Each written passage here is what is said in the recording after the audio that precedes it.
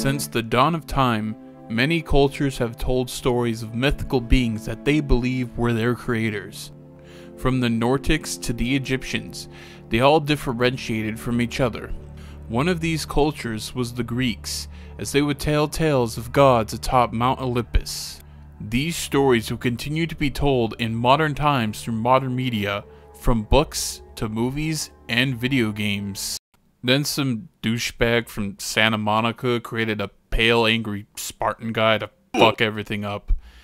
This is the tale of Kratos, the man who became the god of war.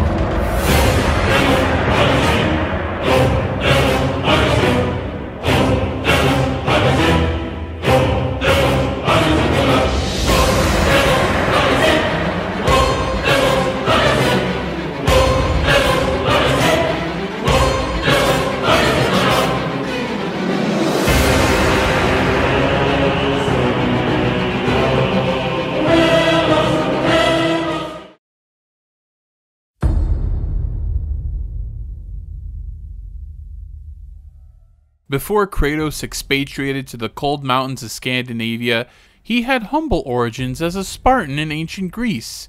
The Greek saga of God of War consists of 6 games, 3 numbered installments, and 3 spin-off installments. While all these games have various differences that make each installment stand out from each other, there are many similarities between each game that make them mechanically and aesthetically similar to each other.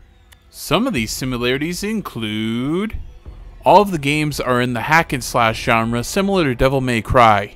It even includes fixed camera angles that are arguably the best in the genre, and another genre with a franchise that helped popularize it. I don't know, something to do with houses and wickedness? Probably Alone in the Dark.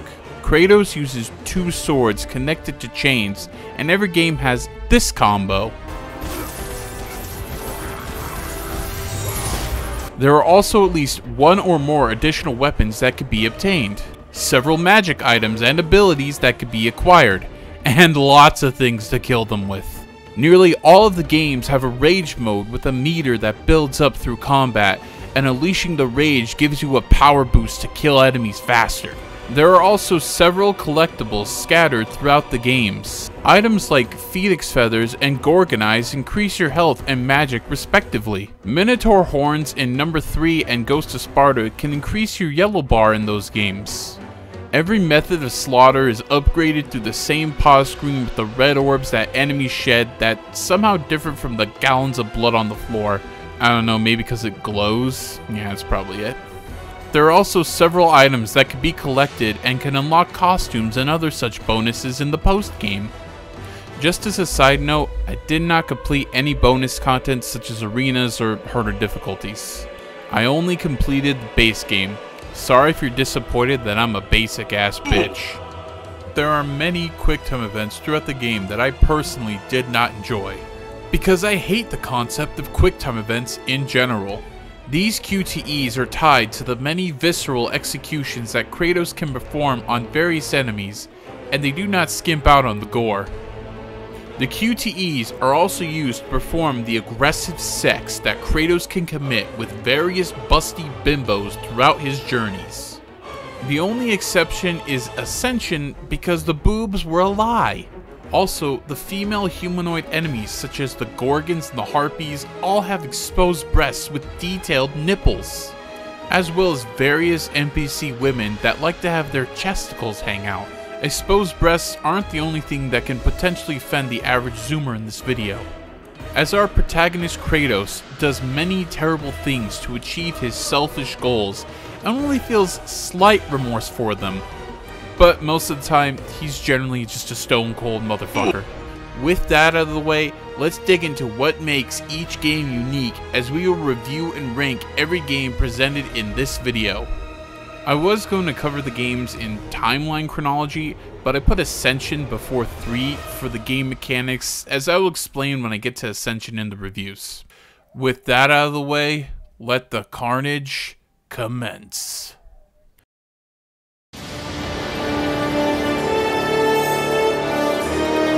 The first sacrifice to the gods this day is God of War Chains of Olympus. From when this game was released compared to the two main installments released prior, this game feels like a predecessor to God of War 1. And not just because it's a prequel of the first game, but because the gameplay and mechanics feel like a downgrade rather than trying to prove or innovate on the established formula. This is maybe because developers Ready at Dawn didn't have the talent or budget compared to the main God of War developer Santa Monica Studios. And the limitations of the PSP probably hampered the potential that this game could have had. While what I said makes the game sound bad, this game is actually pretty good for a PSP game, and works around the limitations to deliver an enjoyable product. The story concerns Kratos on his servitude to the gods to eliminate the Persians invading Greek territory. After he kills the Persian king and destroys a basilisk along the way, the sun disappears and Morpheus, the king of dreams, puts all the gods into a deep sleep. Athena tells Kratos that Helios, the sun god, has disappeared, and that Kratos must find him in order to restore the sun and wake the gods back up. Kratos fights through Helios' temple and ends up in the underworld. Persephone, the wife of Hades, won't let Kratos leave, so he battles her to the death and wins. With Helios finally free, Kratos resumes his servitude to the gods. The story feels like it has not much impact on the overall lore, although Persephone's corpse does appear in God of War 3 after you kill her in this game, so at least there's that. Overall, this feels like a random adventure that Kratos had on his way to Athens to defeat Ares. And the quality of the story is very average compared to 1 and 2 stories. There is one moment that was pretty emotional and involves Kratos mustering the strength to push away his dead daughter in the underworld, and it uses QTEs in an emotional way that helps give humanity to such a violent and angry man. The only time I actually liked the QTEs. Go figure. Other than that, the story is serviceable, but not very exciting. What feels a little more exciting is the combat, as it has the same over-the-top feel as the other games. Like I mentioned before, this one feels like a predecessor not because of the hardware limitations, but because it has less effort put into the design due to it being an offshoot of the main games. The fact that there is no rage meter, which is a common staple in the franchise, makes it feel even more apparent.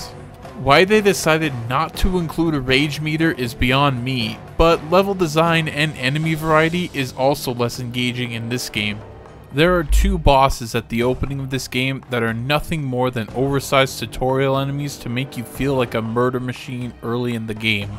But Charon and Persephone are the only 2 bosses that put up a fight, so half of these bosses are actually good. The spells you obtain throughout the game feel weaker than what they had in God of War 1, and there's only 3 of them this time around. One is an AoE fire attack, and the other 2 are different elemental projectiles, and all of them just feel like they just do the same thing to every enemy. There's also only one other melee weapon, which is a gauntlet that is a standard slow damage heavy weapon that is fun to use. And it's surprisingly an improvement over the Blade of Artemis in number 1. That's really the only real improvement, as combat feels basic for the franchise standards.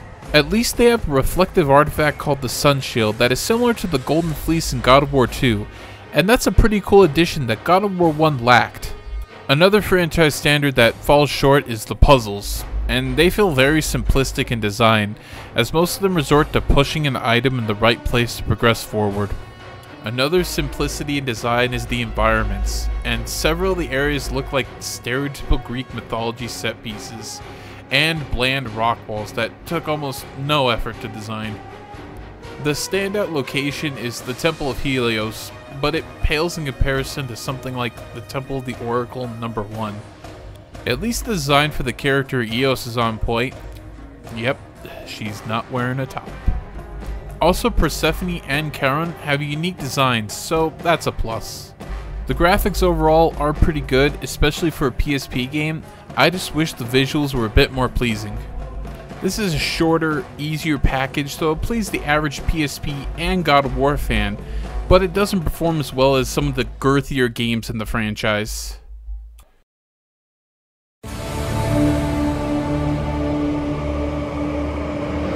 Oh yes, the real start of Kratos' glorious God Purge. God of War 1 is considered a classic for the ages, but with age comes some rust on this gaming monument. The game has some rough spots that have formed in modern times, but some shining quality can still be seen on the surface. First off, I gotta say, the graphics for a PS2 game are still impressive, even when they're upscaled in HD. Although both the CG and pre-rendered cutscenes have not been remastered at all, and has a jarring quality shift when they come up.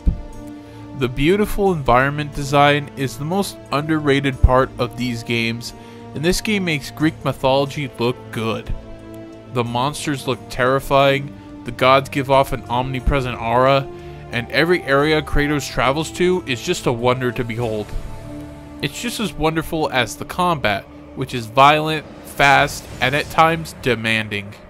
This game has aged pretty well for a hack and slash game, as there is good pacing and variety between each combat sequence that keeps the player engaged. The Blades of Chaos are what chain this franchise together, and the various combos you can pull off would carry over to every installment of this franchise, along with those fucking QTEs. Anyways, there's also Athena's Blade, which is a big sword that has heavy damage over speed, and 4 magic attacks that are all unique and can have practical application for each scenario. Poseidon's Rage has a barrage of lightning raining down everywhere, Medusa's Gaze turns enemies into stone, Zeus's Fury has throwable lightning, and my personal favorite, the Armies of Hades, which would home in on every enemy and destroy them viciously. Many of the game's enemies have their own unique ways of being dispatched, but some enemies like the Cerberus are just designed to piss you off. But they are pretty manageable when you know how to kill them. While there are only 3 bosses in the entire game, they are all fun to fight and are the highlights of this game and the entire franchise. Although I wish there was more in this game like the later installments, but this did set the standard, so I'll let this one slide. What I can't let slide is some of the level design in the later levels. Most of the puzzles are pretty easy and fun to solve, but fuck this time block puzzle where you have to kick the block to a ledge before the spiked floor activates and kills you. There's this bullshit with this fucking walking beam section where these buzzsaw poles come swinging at you and you need the most accurate fucking timing and perception not to fall off these fucking beams, which I did 1,000 fucking times. The flesh walls and the underworld that you have to scale are designed to piss you off because they can, and I fucking hate it. Fuck you, David Jaffe! Alright, now let's wind down a bit and talk about the story, which is Kratos' tragic tale about finding redemption from the gods for the terrible things he did in the past under the servitude of the god of war, Ares. He fell under this servitude when he was a Spartan general asking Ares to grant him powers to slay his enemies. When it was revealed that Kratos killed his wife and daughter in a siege, he vowed revenge on Ares with the gods of Olympus supporting his bloody journey. When Kratos finally confronts Ares, he uses the power of Pandora's box to fight Ares on equal ground, and Kratos emerges victorious. Kratos is still haunted by the past and throws himself off the top of the highest peak in Greece, but is saved by the gods and is granted the new seat to serve as the god of war. I think this is the best story in the franchise, as it strings you along in a narrative full of mystery and intrigue that slowly reveals itself until the climactic finale that shows Kratos going through various emotions that give him more depth than an angry pale guy that everyone stereotyped him to be before the reboot. He would become more angry and less sympathetic as the games went on, but it's nice to see that he had some kind of humanity before his ascent into godhood and his descent into vengeance. I guess we should all be careful what we pray to the gods for. Unless you're atheist, then you don't care about the gods. This is a classic that unfortunately is showing its age. It's a creaky first step on a stairway to greatness, and believe me, it gets so much better from here.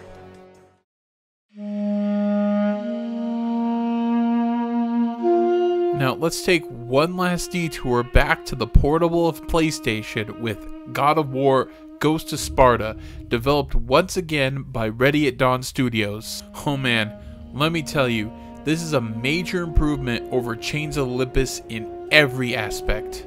First off, I want to say that they somehow made the graphics way better this time around, because everyone thought it could not look better than Chains of Olympus, but they pushed the limits of what this tiny thing can do. Granted, I am playing the upscaled HD console version, but I can still tell that it was a monumental effort to make it look way better this time around. The environments also stand out better than Chains, although everything looks dark and gloomy compared to the more bright and vivid vistas in the PS2 games. Even though this game franchise is dark and gloomy altogether, so it stands out in the most bizarre way. The thing they improved on most is the combat, as it has more unique movesets with the tools you were given. They left out the rage meter again, which is probably due to the PSP having less buttons than the PS2 controller, but you could have done some kind of button combination to activate rage mode. Instead, there's a new fire blade mode, which you hold down a button to light your blades on fire, do extra damage, and destroy metal enemies. It's no substitute for rage mode, but I guess it's cool. What's really cool is that the secondary weapon is a classic Spartan signature, the spear and shield. It is a unique mix-up from the usual heavy hitter alt weapon, as it trades slow and heavy blows for quick and vigorous jabs, while the shield offers amazing defense. You can also throw the spear, which is a very Spartan thing to do. The magic is way more creative this time around. There's a giant eye that shoots lightning in front of enemies, there's a vortex attack that homes in on foes to grind orbs out of them, and a horn that summons a harsh blizzard when you spin around. This magic is way cooler than Chains, as I love throwing this ball of light around to kill everything around me. Now let's throw it over to the story side of things, in which this game takes place directly after God of War 1. Kratos has been made the new God of War after slaying Ares, the former God of War, and still has hang-ups about his past as a mortal man. When Kratos goes on a journey to discover his past, he finds his mother and asks her who his father is. When she tries to tell him, she is transformed into a horrible monster, and Kratos kills her. Before she dies, Kratos' mom tells him to find Kratos' brother Deimos, who was abducted by Ares and Athena when Kratos was young. Deimos was sent to be tortured by Thanatos, the god of death, and Kratos goes on a hell march to get his brother back. Along the way, Kratos kills Thanatos' daughter Erinis. Kratos finds Deimos after a long search, but he has lost his sanity due to being tortured for so long. Thanatos arrives and says to Kratos that he did not appreciate him killing his daughter. Kratos and Deimos team up on Thanatos, but Thanatos crushes Deimos to death. Kratos does not take the eye for an eye sentiment very well, and delivers swift vengeance upon Thanatos. With most of his family gone, Athena tells him that his mortal life is behind him, and godhood awaits. Kratos bitterly exclaims that the gods will pay. This is a way better story than what Chains had, as it expands the lore to flesh Kratos' character out so that it shows that he's a bit more than a merciless and vengeful psychopath. His losses throughout this series makes his heart grow cold, and this story is far from heartwarming. Even by the end of the game, Kratos wants to try and jump off that cliff again that he jumped off in God of War 1. Kratos' torment is never ending, even in a side game that is mostly self-contained and doesn't have much impact on the grand story. Still, the writers made sure that Kratos does not have a family to go back home to. At least you get to wreck Thanatos' pale ass, as his boss fight is a great highlight in the series, and every other boss is an improvement over Chains in many ways. This game is a great improvement for Ready at Dawn, but is unfortunately the last, as God of War would change focus after God of War Ascension to focus on a new direction for the series. This would mean no more prequels or midquels, just sequels. So let's say goodbye to Ready at Dawn, as their new ventures will hopefully be successful, and let's continue with Kratos' journey with no more interruptions. And now it's time to kick this franchise up a notch with the legendary, the extraordinary, the amazing masterpiece, God of War Betrayal?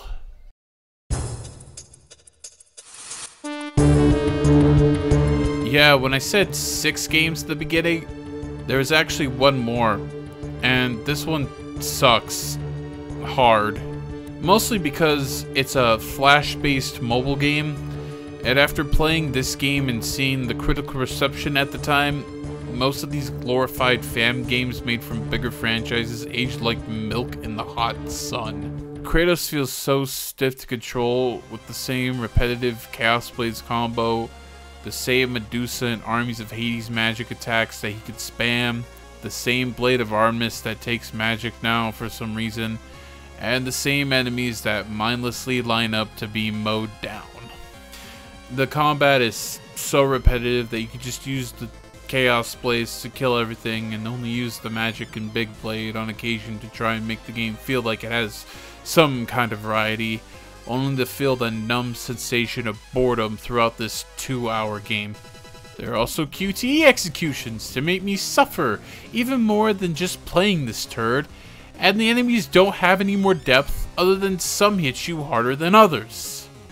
The first boss is just hit them until they fall in a pit and die, and the final boss has too many fucking hit points, and you just hit him until he dies. Riveting.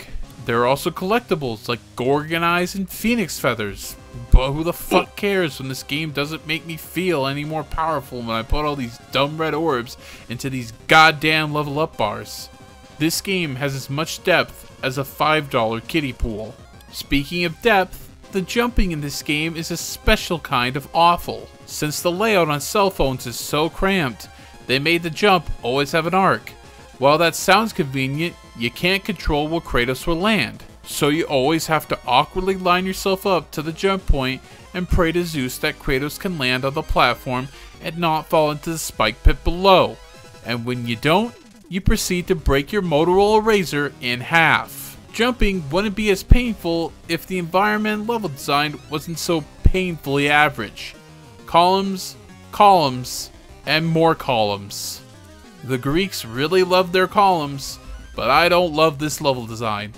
It's more disorienting than a labyrinth with a minotaur on those good Greek greens. This entire design pissed me off so much that I was done forever when the game kicked me back to the title screen with no credits, because I don't want to know who made this because I'll be tempted to kill them. I wouldn't have bothered with this crap if the story wasn't bizarrely considered canon, and that one of the main game's writers wrote this game to say this shit happened in the main canon. The story is about Kratos invading a city. He fights this ugly thing. It gets murdered by someone else. A messenger god appears and kills Kratos. Kratos kills the messenger. We don't know who the assassin is. End of game. This game only has one music track and one sound effect when you slam your swords down. Other than that, the game is 99% no sound, and the only redeeming quality for this digital dog ass is the sprites, which look all fluid and colorful. But other than that, I couldn't care less. There's not even a QTE sex minigame. What a joke. I'll just say this, you can emulate God of War on an Android phone, and you can remote play God of War 3 to your phone, so what's the point of having this game? There is none. So to the pits of Tartarus you go. Alright, I said no more interruptions, so let's get on to the good stuff.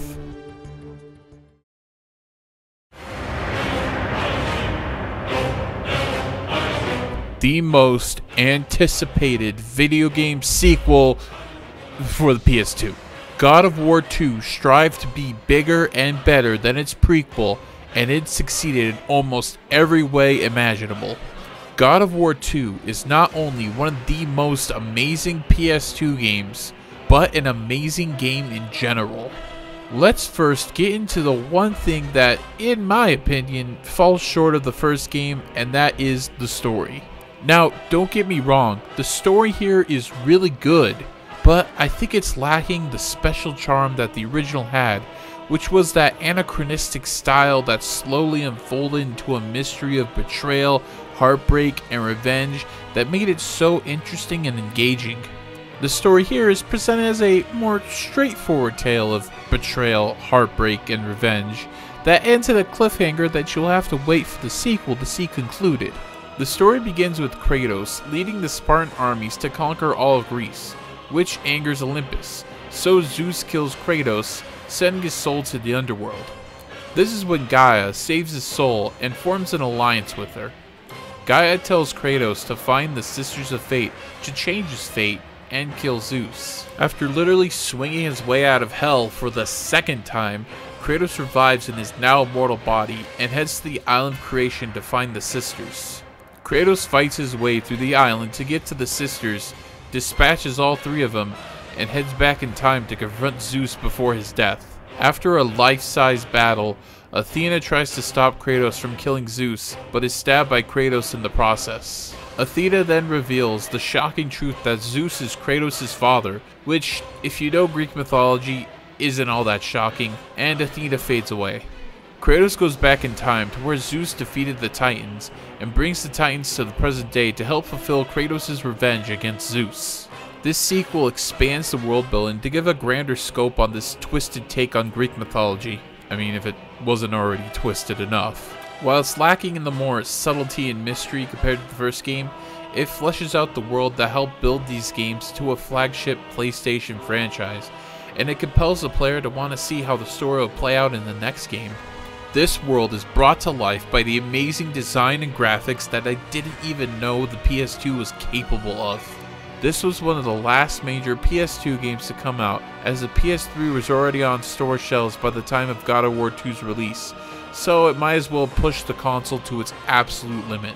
The CG cinematics are better directed and have aged better, and they don't look like ass on the HD version. The one moment in the game that wowed me with its presentation was walking along a giant chain to show an exterior shot of the island of creation, and it was beautiful, for lack of a better word. These are some of my favorite environments in the franchise, as the island of creations is a labyrinth of death and puzzles, and the puzzles this time around are not as frustrating to solve, but are also pretty challenging at times. There are fewer frustrating moments compared to God of War 1, but this was overall a more enjoyable experience. The combat is also a joy to partake, as it gives you better variety with new weapons and more creative magic attacks. The two new weapons that can be obtained are the Barbarian Hammer, which is a damage over speed weapon, and the Spear of Destiny, which is a speed over damage weapon. This is a standard weapon set for most hack and slashes, and it feels amazing here due to the variety of moves used to kill enemies by brutal and effective means. The magic items that can assist you in these brutal acts is a bow with rapid projectiles, a new lightning attack different from the first one, I swear, the new head from a different Gorgon that also freezes enemies, and a stomp that throws giant rocks everywhere. They kept the good stuff and improved what needed improving, making magic even more fun and creative to use this time around. There's also new relics that make combat and movement more exciting, like the Golden Fleece, which you can reflect certain attacks back at enemies, an amulet which slows down time when the Fate statues are around, and these wings that you rip off Icarus to increase your jumping distance. The best moments from the game come from the quadruple amount of boss battles than what they had in the first game. These boss battles are quick paced and hard fought. Although some of them are not amazing, most of them are pretty fun and feel different from each other to really push the combat to its limits. Also, with the lack of an on-screen health bar, the battles feel more seamless between cutscenes and combat. The Zeus boss battle shows that the best, as it puts the final boss on a grand stage to behold.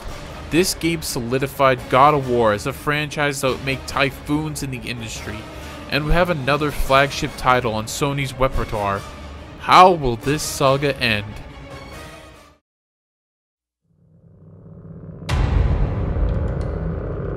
Now, I know I said no more interruptions, but unfortunately, we have one game in between God of War 2 and 3, which actually takes place before God of War Chains of Olympus, and that game is God of War Ascension. Ironically, this feels more like a descension in quality of the franchise, as by this point, they were really milking the franchise dry after God of War 3. The reason I didn't do this game first is because this one just feels more technically advanced than the other previous games, but God of War 3 just did everything else better. While the attempts to keep this franchise alive was commendable, this game is what almost put Kratos in the ground for good. The public was fed up with Kratos' violent ways, and it was time for a change. But let's see what the damage was here.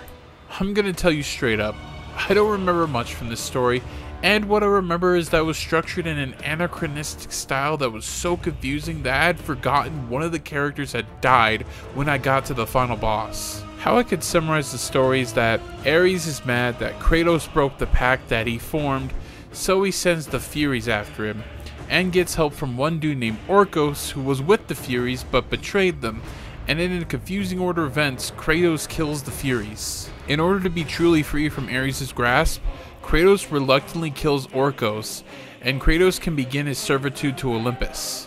That's it. That's all you really need to know.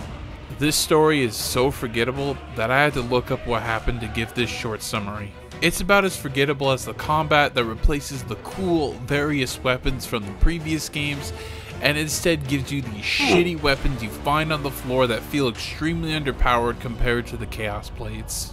The Chaos Blades themselves get a cool upgrade by being the main way to grab things as you throw your blades into an enemy to grapple them, and move stuff by connecting the chains to objects. This method is used to solve puzzles, but the puzzles this time around are really weak.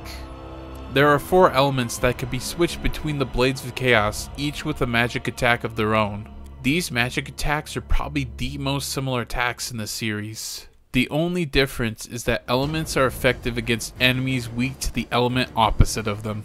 This feels like a far cry from the variety that the other magic attacks had in the other games. There is some good variety in the artifacts, but the amulet is only situational, and the stone in the eyes feel like a minor inconvenience for enemies. They are mainly used for puzzle solving and platforming, and combat is a secondary option. Also, the rage meter is the most frustrating and inconvenient rendition in the series, as you need to not get hit to keep the meter full, and then you do a move that only affects one enemy. You also need to unlock the ability with red orbs first if you want to use it, including the first rage attack, which can be very expensive. Oh yeah, and you need to unlock the magic attacks by upgrading to the highest level of upgrades for each element, which is even more expensive. Also, the game doesn't tell you that you need to unlock them to use them when the message pops up to tell you how to use them. Why would they do it this way? The only part I vividly remember is the Trial of Archimedes, an elevator that contains a gauntlet of enemies that made me die so many times I actually wanted to give up and not finish this stupid game. I eventually got it and was able to see the final boss, which was cool, but was the only one I remembered. And in hindsight, she wasn't even that good to fight. In fact, every other boss in the game was so underwhelming compared to God of War 3 and even 1 and 2 because there are so many colossal bosses you can fight before it just gets old. The smaller bosses are also nothing to write home about. It's just all very average. The one big thing I liked about the game was the graphics, but at the time release for the game, several games had a significant lack of color. This game was no exception, as the lighting for the time made everything look yellow and dull. This was the problem with the 7th generation hardware having lighting that made everything look like it was covered in Crisco. The graphics still look amazing though, as this was close to the end of the PS3. The art design environments were very lacking here, where nothing pops out at you, and it doesn't help that I forgot what it looks like as soon as it cuts away to a flashback. At least the character designs are cool, but I never really cared for those characters to begin with. The last thing I could say about this game is that there is multiplayer. In the campaign, you see your multiplayer character get ascended to the multiplayer section, which is an interesting but unneeded way to tie both modes together. If you just had a normal cutscene explaining who the player character is without being tied to a single player, no one would have cared. Anyways, I picked an allegiance, played a mode, got my ass kicked, and never touched it again. Well, that's God of War Ascension in a nutshell. I forgot it, Santa Monica forgot it, they moved on to a new mythology, so let's move on to the final game.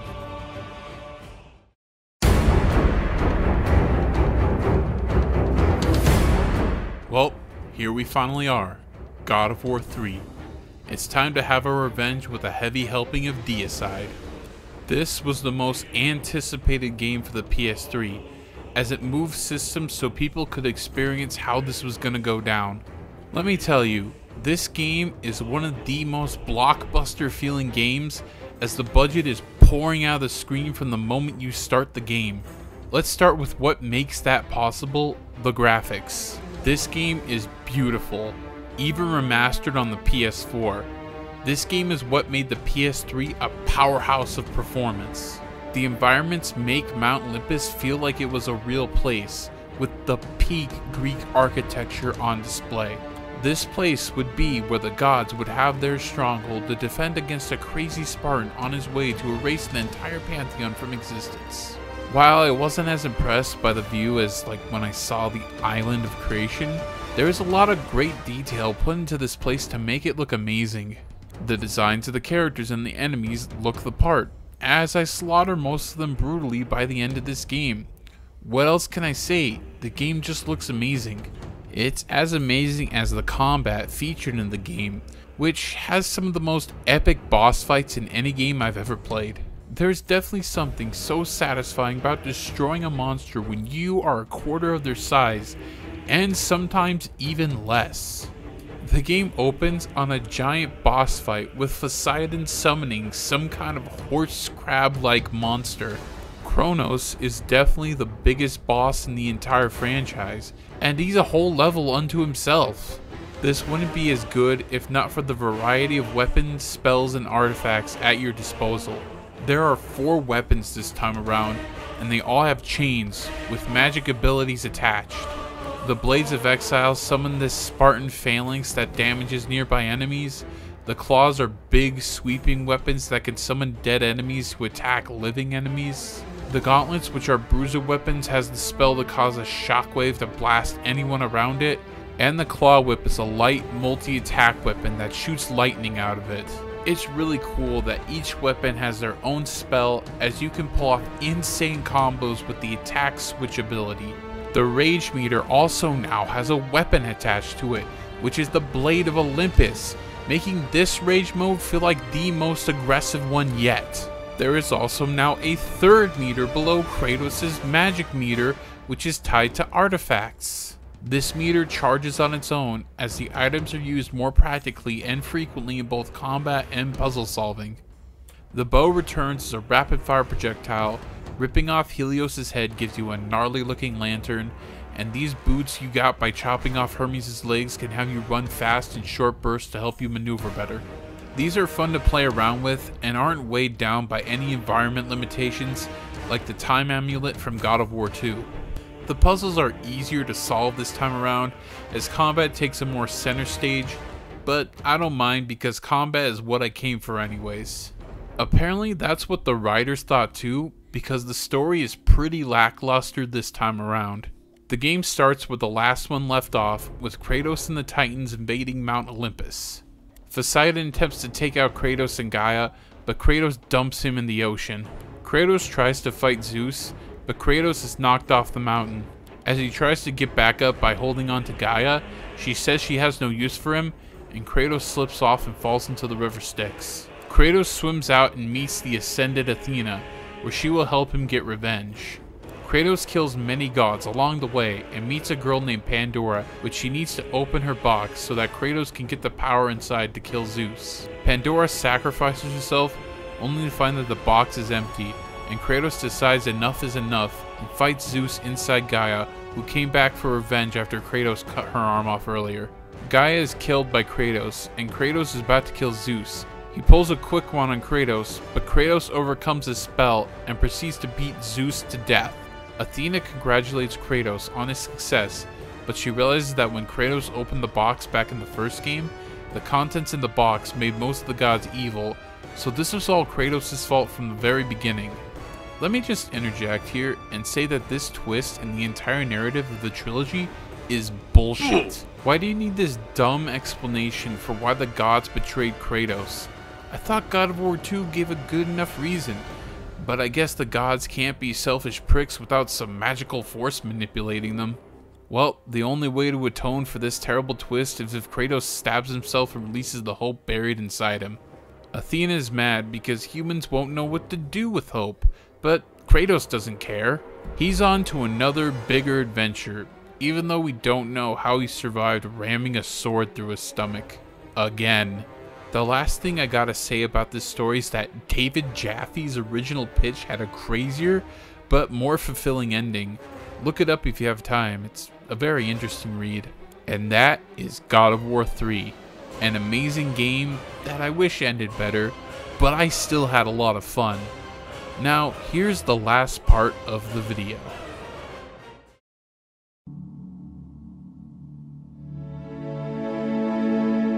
Now, if you played the games in the order I reviewed them, you can kind of feel a progression of mechanics and quality throughout the series, which I guess is sad for Ascension, because that's Santa Monica Studios' follow-up to 3, so I guess it's not totally accurate, but whatever. I guess you can blame Ascension for why this franchise took a hiatus. Also about Betrayal, I'd say just look up the story or watch a playthrough, because I guarantee you probably will not enjoy playing it. Unless you like those old flip phone mobile games, then go ahead. If I had to rank each game from least to most enjoyable, here would be that ranking. I did oddly enjoy my time with Ascension a bit more than Chains, despite me not saying very many positive things about Ascension, but Ghost beat both of them out. One to me feels more fulfilling to play than Ghost's, despite the frustrating parts in one though it made me hesitant to go back to play it. It was a toss-up between 2 and 3. While 2 had better writing and art design, I think the gameplay of 3 edges it out to the top spot of this ranking. So, that's it. There's my video on God of War. And nothing else. I guess if you want to go play them, go play them. You know, being in Olympus for so long, it feels like we're missing a game.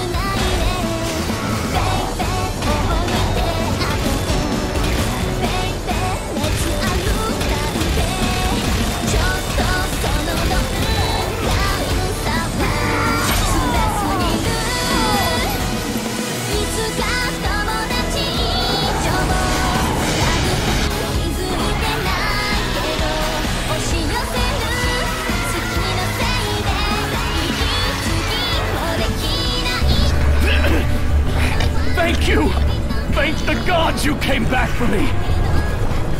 I didn't come back for you. No!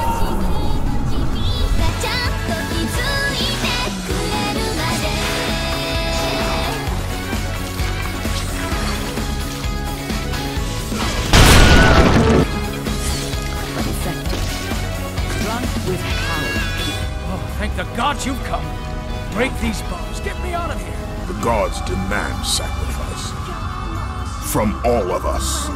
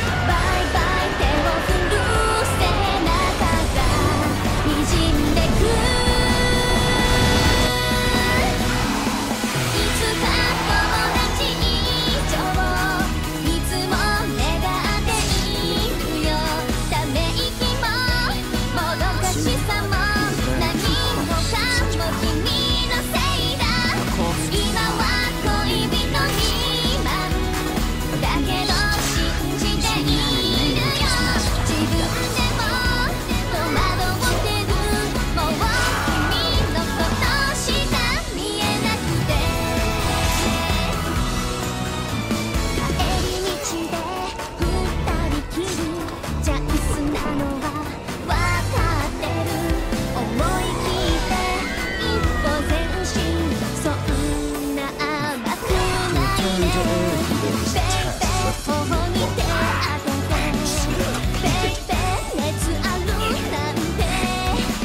again?